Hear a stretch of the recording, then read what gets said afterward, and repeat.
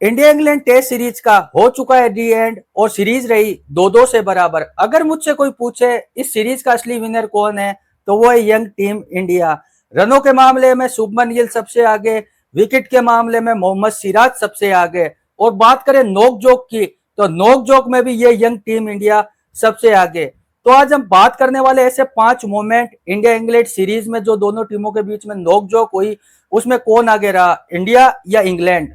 तो पहली नोकझोंक है रविंद्र जडेजा और बेन स्टोक्स के बीच। मैनचेस्टर में चौथा टेस्ट चल रहा था और चौथे टेस्ट की सेकंड पारी में वाशिंगटन सुंदर और रविंद्र जडेजा बैटिंग कर रहे थे। टीम इंडिया 75 रनों से आगे थी और जो बैटिंग कर रहे थे रविंद्र जडेजा और वाशिंगटन सुंदर, वो लगता है स्टोक्स को पसंद नहीं आई और उन्होंने आके रविंद्र जडेजा को कहा कि मैच ड्रॉ करते हैं और रविंद्र जडेजा से हाथ मिलाने लगे।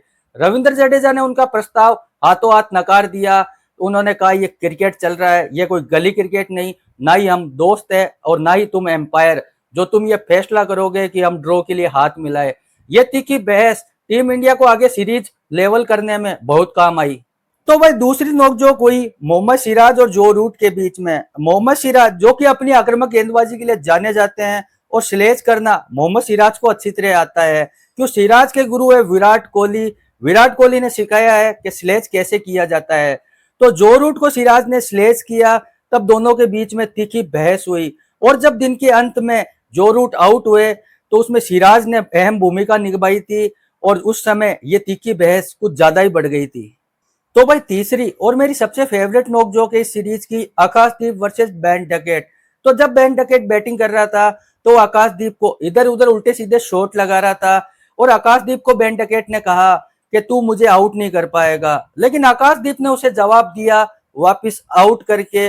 और जब बेन डकेट आउट हुआ तो आकाशदीप ने उसके कंधे पे हाथ रखा और कहा बेटा पापा से पंगा नहीं।